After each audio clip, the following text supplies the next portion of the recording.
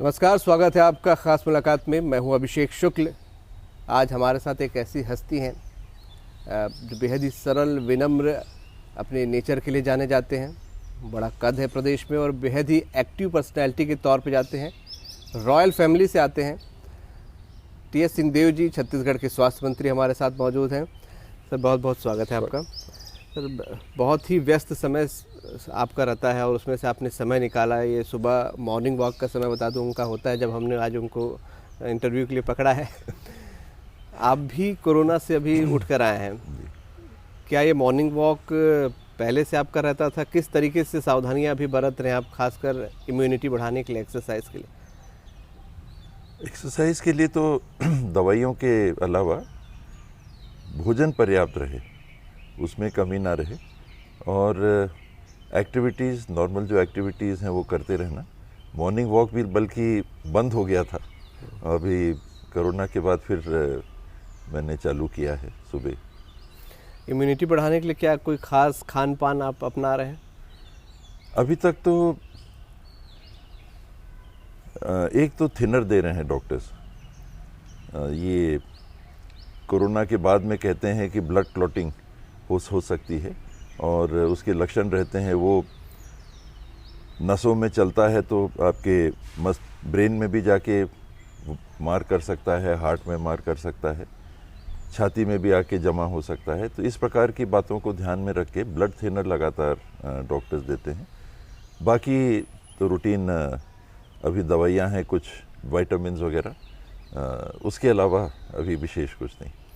खान पान में क्या रूटीन ही आपका खान पान है, या आप कुछ डाइट खास फॉलो करते हैं, या अपने रूटीन में वापस लौट गए? रूटीन शुरू से जैसा चल रहा था पूरे कोरोना के ग्रसित रहने के समय से लेके अभी तक, लकीली बहुत ज़्यादा मेरे को कोई अंतर नहीं आया।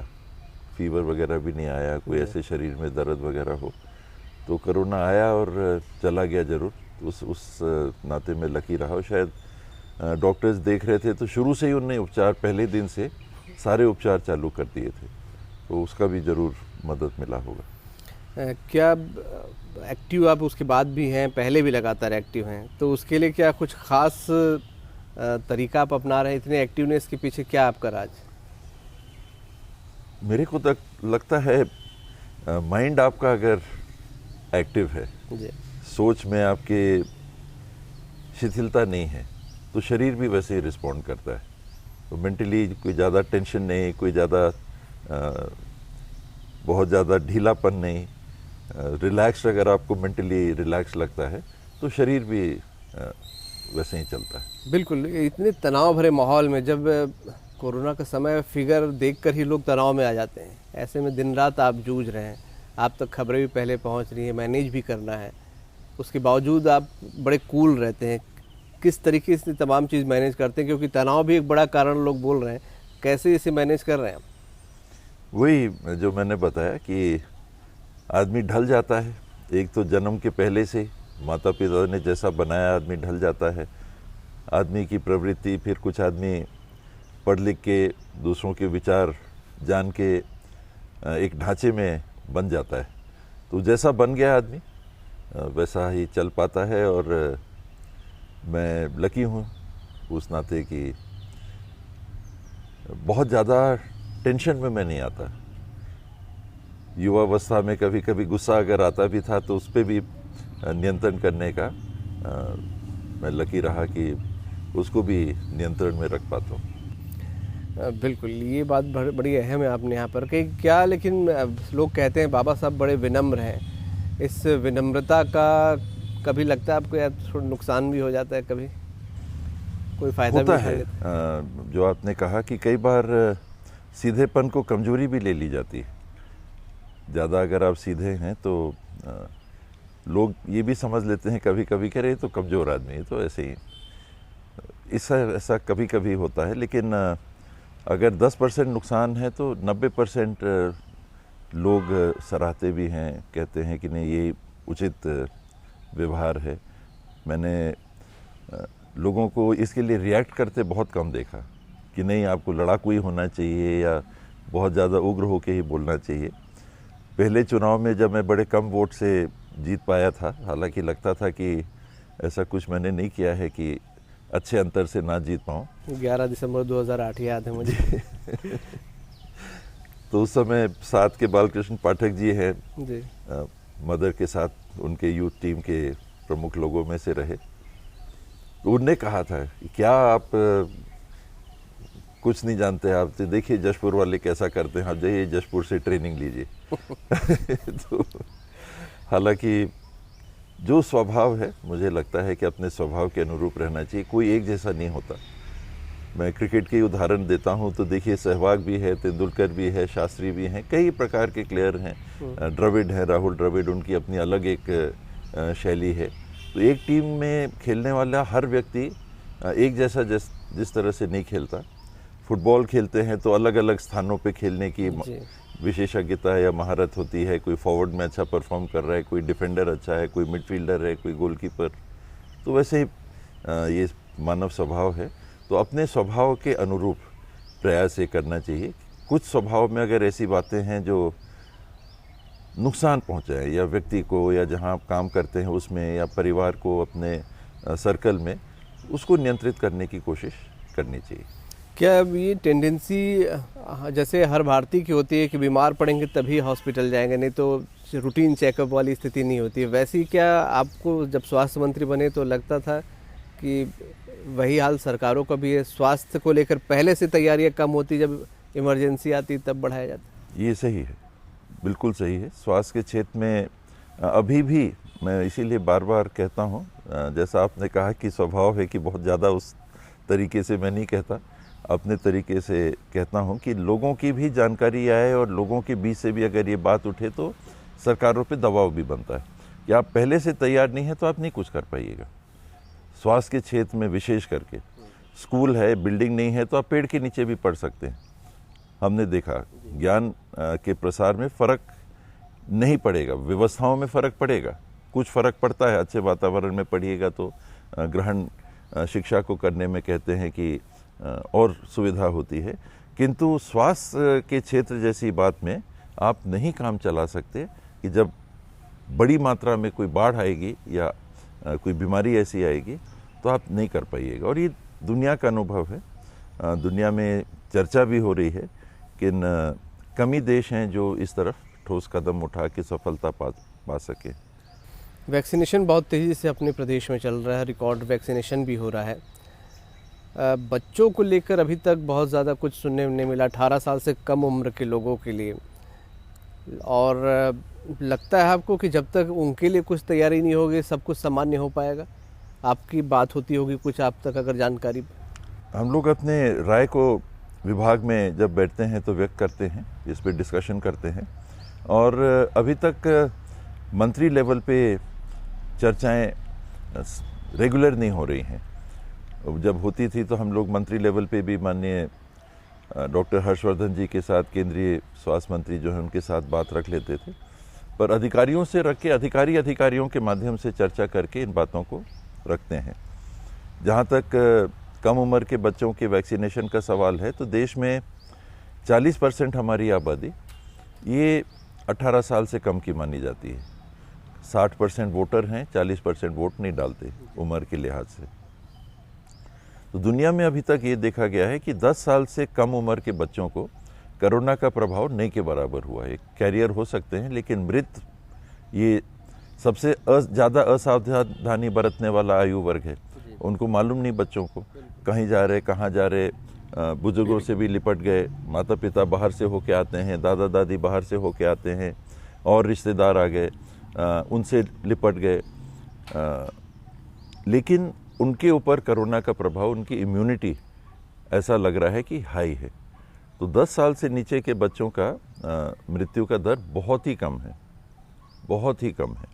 यही स्थिति 18 से 10 साल तक की उम्र के बच्चों की है कि इनकी इम्यूनिटी ठीक दिखती है और कोई ऐसी घटनाएं लगातार नहीं हो रही हैं जिसमें मृत्यु ज़्यादा हो रही है। मृत्यु देखी जा रही है सबसे ज़्यादा 60 साल से ऊपर उम्र वालों की, और 45 साल से ऊपर जिनको दूसरी कुछ बीमारियां हैं। 20 बीमारियां चिन्हांकित की गई थी कि ये हैं तो आप वैक्सीनेशन लगा सकते हैं। तो 80 से 90% जो मृत्यु हुई है वो इस आयु वर्ग के लोगों की हुई है, 45 से ऊपर जिनको कोमॉर्बिडिटी है या कम भी अगर कोमॉर्बिडिटी है, और 60 साल से ऊपर वालों की कोमॉर्बिडिटी भी और सामान्य स्थिति में भी, केवल कोविड से भी। तो यही कारण है कि जो टीकाकरण है उसको मैं इस मत से मैं भी सहमत हूँ। केंद्र सरकार ने इसमें जो निर्णय लिया है, विशेषज्ञों ने जो सलाह दी है, ये उचित है। जब से कोरोना आया आपको भी समय नहीं मिला, लेकिन अभी जब आप कोविड पॉजिटिव हुए थे तो क्या आपको थोड़ा समय मिल पाया, और समय मिला तो कैसे आपने उस समय गुजारा, क्या करते थे आप? कुछ नहीं करते रहने की स्थिति में मेरे लिए सबसे बड़ा दंड सा लगता है कि अगर पनिशमेंट कुछ ज़्यादा है तो कुछ मत करो, बैठ जाओ, दिक्कत होती है जी। तो आदत में भी नहीं है लोगों के बीच में जाना, मिलते रहना, कुछ काम के लिए पहल करते रहना। ये कई सालों से आदमी उसमें ढल गया पब्लिक लाइफ में जब से आए। उस बीच में भी मैंने हमेशा लगातार प्रयास यही रहा कि पढ़ते भी रहना, जानकारियाँ लेते रहना, तो वो तो सामान्य स्थिति में भी वैसे ही रहता है। और शारीरिक रूप से उपस्थित नहीं हो पा रहे हैं तो ऑनलाइन, आज मोबाइल का समय है, ज़माना है, तो देखते रहना, रिपोर्ट्स आ रहे हैं उसका डेली मैं भी विश्लेषण करने की कोशिश करता हूँ। रात तक रिपोर्ट आ जाती हैं, कभी रात को ही बात कर ली, कभी सुबह बात कर ली अधिकारियों से, अपने सीनियर अधिकारियों से कि ऐसा दिख रहा है, ऐसा ट्रेंड दिख रहा है, कैसे करना चाहिए, क्या करना चाहिए, मुझे ऐसा लगता है, आप लोग की क्या राय है। काम के अलावा भी क्या अपने लिए भी कुछ हॉबीज़ के लिए भी इस बीच कुछ समय निकाल पाए? आपने कहा पढ़ते थे, तो क्या कुछ और एक दो किताबें मैं ख़त्म कर पाया इस बीच में, कुछ पढ़ पाया।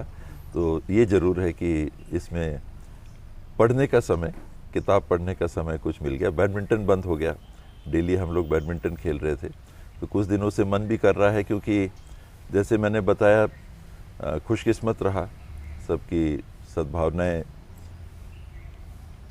इसी समय काम आती हैं शायद। तो कोई ज़्यादा मेरे को लगा नहीं कि कुछ हुआ, नॉर्मल सा ही रहा कोरोना के समय। जी, स्पोर्ट्स आपके काफ़ी करीब है, हमने देखा है शुरू से। कभी क्रिकेट आप खेला करते थे, अंबिकापुर के ग्राउंड में भी हम लोगों ने देखा है कि गांधी मैदान स्टेडियम में आप अक्सर बल्लेबाजी से हाथ आजमाया करते थे। बैडमिंटन भी है, क्या स्पोर्ट्स आपकी हॉबी है, लगाओ आपका शुरू से रहा है? शुरू से रहा है, ये सही है। फादर भी क्रिकेट के शौकीन थे, इलाहाबाद यूनिवर्सिटी में टीम के सदस्य भी रहे, क्रिकेट उनका शौक था। उस समय तो रेडियो से सुनना, कमेंट्री सुनना, तो बड़े होते होते सुनते भी रहे और रुचि भी बनी। कभी कभी वो खिलाते थे, तो कई खेल थे, आप कुछ भी खेल सकते थे, पर मन क्रिकेट की तरफ गया, तो मैं क्रिकेट से ज़रूर जुड़ा रहा, थोड़ा बहुत खेलता था। न्यू बॉल ओपनिंग बॉलर रहा। अच्छा। शुरू में मैं बॉलिंग ही करता था, पर करते करते थोड़ी सी बैटिंग भी आ गई, कुछ रन भी बना लेता था नंबर 7-8 पे खेल के टीम के लिए। तो मैं खेल के मैदान में उतरा इन स्विंग बॉलर के रूप में। अच्छा। न्यू बॉल बॉलर के रूप में, तो वो शौक अपना था। खेलते थे, भोपाल में हम लोगों ने खेला, वहाँ यूनिवर्सिटी की टीम में खेलने का मौका मिला था, सदस्य के रूप में भी गए थे। इंटर कॉलेज खेलते थे, टीम्स बना के गाड़ियों में मैटिंग ले गए उठा के, उस समय सुविधाएं कम थी, तो टीमों को जुटा के खेलते थे, खेलने वाले भी कम थे। अब तो प्रसार हो गया क्रिकेट का काफ़ी, और बैडमिंटन भी मुझे अच्छा लगता था शुरू से, स्कूल से बहुत मौका नहीं मिला। ऐसे हर खेल में रुचि है मेरी। हालांकि आप रॉयल फैमिली से हैं, पर सियासत में एंट्री होगी, ये क्या पहले से कुछ आपने सोच के रखा था? क्योंकि अंबिकापुर जनरल सीट भी नहीं थी उस समय, हालांकि आप किंग मेकर माने जाते थे उस समय भी सरगुजा। परिवार जरूर कांग्रेस के साथ जुड़ा रहा, आज़ादी के पहले भी, और त्रिपुरी कांग्रेस में जब अधिवेशन त्रिपुरी में हुआ था कांग्रेस का राष्ट्रीय अधिवेशन, तो उसमें हम लोग को घर में ये बात होती थी कि यहाँ से 54 हाथियों में रसद भेजी गई थी, और अंग्रेज़ों ने राज को जब्त करने का भी विचार कर लिया था कि ये खुल के इतना मदद कर रहे हैं कांग्रेस लोगों का। तो वो हम लोग सुनते सुनते बड़े हुए थे। लेकिन मेरी रुचि राजनीति की तरफ बिल्कुल नहीं थी, बल्कि अरुचि थी। मैं नहीं चाहता, जैसे आपने खेल का पूछा, मेरे को मन करता है कि खेलूं, चेस है तो खेलूं, कैरम है तो खेलूं, और खेल हैं, मौका लगता है, इंडोर आउटडोर स्पोर्ट्स हैं तो खेलने की मेरे को ज़रूर मन में इच्छा जो होती कहते हैं नेचुरल इच्छा होती है। हॉकी भी है, मैं अच्छा नहीं खेलता जानता, फुटबॉल भी सामान्य ऐसे बॉल को पर मन करता है कि खेलो, क्रिकेट तो जरूर। तो पॉलिटिक्स में उसी तरह से मेरा मन था कि बिल्कुल नहीं आना, और मैं खुल के बोलता भी था। जी। कॉलेज वगैरह पास करके भी जब अंबिकापुर गया, कॉलेज में नहीं आना। तो एक नगर पालिका का चुनाव आया जी। उसमें मैं फंस गया। परिस्थिति कुछ ऐसी आई कि एक सुझाव देने की बात थी। हम लोग तो बाहर रहते थे राजनीतिक गतिविधि के, मम्मी थे, मम्मी एक्टिव पॉलिटिक्स में थे। पर वो सब देखते हुए भी मेरा निर्णय ही था कि राजनीति ना बाबा, मैं बिल्कुल नहीं आना राजनीति में। पर वो चुनाव आया और उसमें कुछ चॉइस ऐसा आ गया। मेरे काका थे, वो मम्मी की तरफ से परिवार के सदस्य के रूप में वो एक्टिव थे, तो उनने ये चॉइस दे दिया कि एक व्यक्ति के लिए मैंने कह दिया कि नहीं, इनको ना बनाया जाए, कुछ ऐसे कारण थे। तो उनने उल्टा कर दिया कि नहीं आप बनो तब, नहीं तो फिर उनको, तो वैसा दाव खिल गया। और मेरे मन में कुछ वैसे समय ऐसी भावनाएं थी, तो मैं हाँ कर दिया। और फादर की चिट्ठी उस समय लिखित में आई जी। कि पॉलिटिक्स में मत आना। अच्छा। हाँ, तो परिवार का परिवेश भी जो आपने कहा, हाँ। तो फादर ने मेरे को जीवन में 2 ही बार कहा कुछ करने के लिए, और दुर्भाग्य से मैं दोनों बात नहीं कर पाया। एक उन्होंने कहा था कि लॉ पढ़ना, अच्छा। लॉ कर लो, एक सुझाव था उनका, वरना वो नहीं कहते थे साइंस ले लो कि आर्ट्स ले लो कि ये पढ़ो कि वो पढ़ो कि यहाँ जाओ कि ऐसा करो, वो कभी नहीं कहते थे। फ्री छोड़ के रखा था। तो वो लॉ भी छूट गया, कंप्लीट नहीं कर पाया। किताब पढ़ने बैठे हैं तो लोग मिलने आ जाएं, दिक्कत हो जाती, मैं कंसंट्रेट नहीं कर पाया। और दूसरा मौका आया कि पॉलिटिक्स में मत आना, खास करके उस नगर पालिका के चुनाव के समय। टीएस पैनल शायद उस समय बना था। उसके बाद हाँ, उसके बाद में जब कांग्रेस की टिकट की बात चल रही थी, दिग्विजय सिंह जी मुख्यमंत्री थे जी। तो टिकट की बात आई, लोगों ने मेरे लिए कहा था अध्यक्ष के लिए जी। कि करना। पहली बार तो बन गया इन परिस्थितियों में। जी। अगला जब चुनाव आया तो वो परिस्थिति आई। उस समय जो दूसरी तरफ थे, उन लोग को टिकट दिया गया पीसीसी की तरफ से, खाली कागज देते हैं, फॉर्म जी, बी जी। फॉर्म टाइप का जो रहता है, कि ले जाके वहाँ भरवा देना, सबके नाम, ये तय हो गया है, ये पैनल है। तो उन लोगों ने ले जाके सारे के सारे दूसरों को भरवा दिया, हम लोग को पूरा काट दिया। अच्छा। हाँ, पूरा काट दिया। और फिर ऐसी स्थिति आ गई कि भाई टिकट तो घोषित हो गई, और टिकट ऐसा चला गया तो सब कोई रात को जुटे, सुबह नॉमिनेशन भरना था कि अब क्या करना है। मैंने सबसे पूछा तो उन्होंने कहा कि बात करके देखिए। फिर बात हुई, तो जब ये पता चला ऊपर भोपाल लेवल पे कि ऐसा हो गया, तो शायद दिग्विजय सिंह जी ने दिल्ली बात की, और वहाँ से फिर छूट आई कि नहीं, अगर ऐसा हो गया है तो इसका हल ये है कि अब आप उनको इंडिपेंडेंट लड़ने दीजिए, कांग्रेस के सिंबल पे नहीं लड़ना है। अगर कांग्रेस के सिंबल पे कोई लड़ेगा, यानी पार्टी के खिलाफ की एक्टिविटी नहीं मानी जाएगी। अच्छा। तो वहीं जब खबर आई तो रातों रात हम लोग थे, सबने उनको खड़ा होना है। अगले दिन गए इंडिपेंडेंट सिंबल का, मैं 2 पत्ती से लड़ा था जी।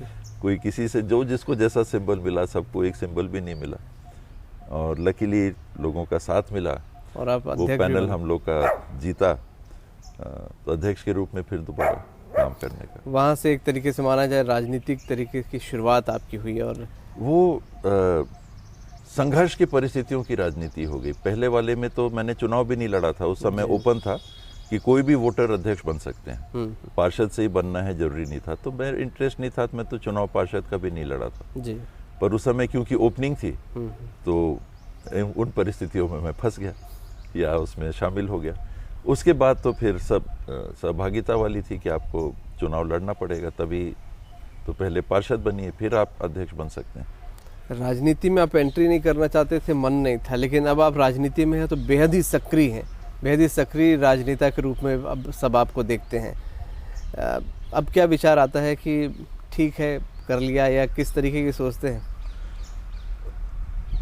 स्वभाव मेरा है जो करो अच्छे से करो, कि अगर क्रिकेट खेल रहे हैं तो अब मालूम है क्षमताएं सीमित हैं, आप कोई डेनिस लिली या मैल्कम मार्शल नहीं हो, भारत के भी टीम के कपिल देव और इनके आसपास भी नहीं हो, अपने राज्य के भी जो अच्छे अच्छे बॉलर हैं उनके भी आसपास नहीं, लेकिन जो हो अच्छे से करो। तो वही मेरा स्वभाव है। तो जो भी काम करता हूँ मैं कोशिश करता हूँ कि उसको अच्छे से, तो राजनीति में अब हैं तब वो बात को बार बार ध्यान में नहीं रखना कि नहीं आना चाहते थे, नहीं आना चाहते, तब तो आ गए। अब जो कर सकते हो अच्छे से करो, लोगों से मिलो, उनकी बातें सुनो, उनको मदद करने की कोशिश करो। ये मेरे लिए सकारात्मक पहलू है। कोई ऐसी विश आपको लगती है जो आप चाहते हो कि पूरी हो, राजनीतिक गैर राजनीतिक? विश में जिस परिस्थिति में आप हो उसमें ज़्यादा से ज़्यादा कर सको। अगर सत्ता पक्ष में आए तो जो आपको लगता है आपकी सीमित क्षमताएं हैं उसमें आप ज़्यादा से ज़्यादा छत्तीसगढ़ के लिए, अपने क्षेत्र के लिए, सरगुजा के लिए आप क्या कर सकते हो, तो उस परिस्थिति में काम करने की कोशिश करना।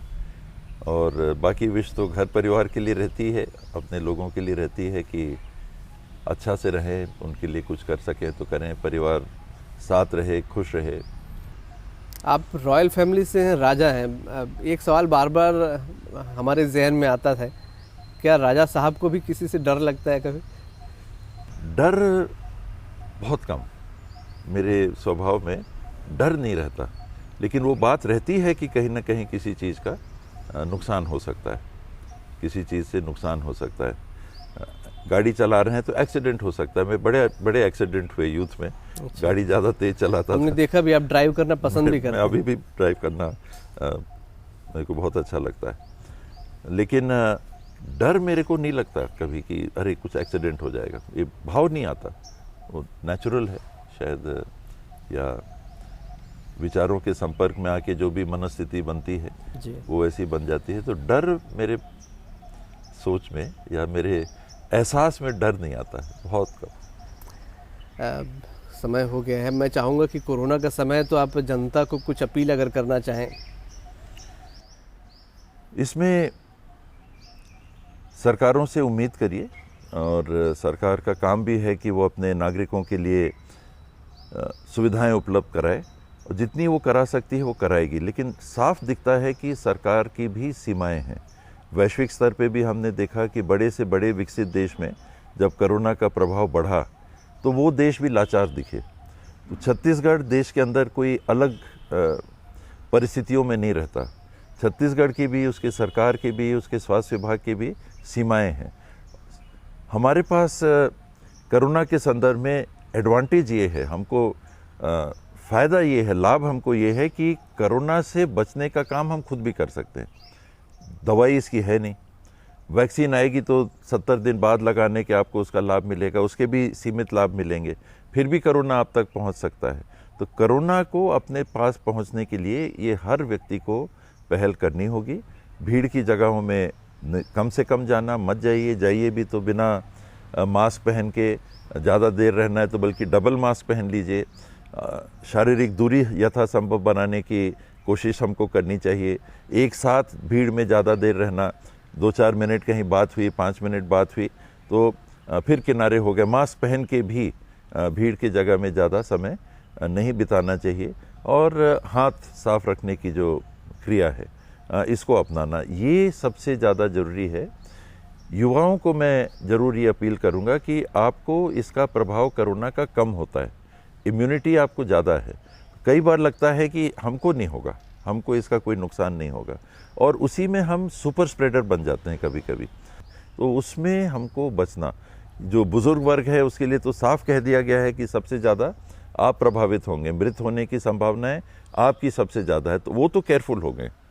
जो बुज़ुर्ग हैं वो तो अपने आचरण में इस बात को ले आए हैं कि हमको बचना है, हमको बच के रहना है। युवा वर्ग को आना जाना, बाहर जब भी आप जाएं तो इन बातों को ज़रूर ध्यान में रखिए कि खुद को भी बचाने के लिए, अपने परिवार में भी कोरोना अपने माध्यम से ना पहुंचे और समाज में भी उसका फैलाव का हम एक कारक ना बन जाए। इससे हमको ज़रूर बचना है। और लक्षण अगर हमारे आ गए, कोरोना से हम ग्रसित हो गए, तो देरी मत करिए। अगर स्थिति में परिवर्तन दिख रहा है कि हमारी स्थिति थोड़ी डाउन हो रही है, ऑक्सीजन लेवल हैं 94 के नीचे हैं, जैसे ही नीचे होता है तुरंत आप डॉक्टर के पास जाइए, क्योंकि यही है कोरोना के संक्रमण का वो थर्मोमीटर, वो पैमाना जो कितना गंभीर असर आपको होगा बताता है। ये ऑक्सीजन लेवल जितना गिरेगा उतने हम नुकसान की तरफ जाते हैं। तो देरी मत करिए। बहुत लोग बहुत लेट अस्पताल पहुंचते हैं और उनको फिर बचाने का या उनको मदद मिलने का फिर समय नहीं रह जाता। तो देरी मत करिए, अपने आप को बचाइए और ऐसे ये सारे आचरणों को अपने जीवन का एक हिस्सा बना लीजिए। बहुत बहुत शुक्रिया हमसे बात करने के लिए। तो स्वास्थ्य मंत्री हमारे साथ थे। छत्तीसगढ़ के स्वास्थ्य को लेकर चर्चा हुई, कोरोना महामारी को लेकर चर्चा हुई और साथ ही उनके राजनीतिक गैर राजनीतिक जीवन के छुए अनछुए पहलू को भी हमने सामने लाया। उन्होंने बहुत खुलकर इस बात को शेयर भी किया। उम्मीद है ये बातचीत आपको पसंद आई होगी। दीजिए इजाज़त, नमस्कार।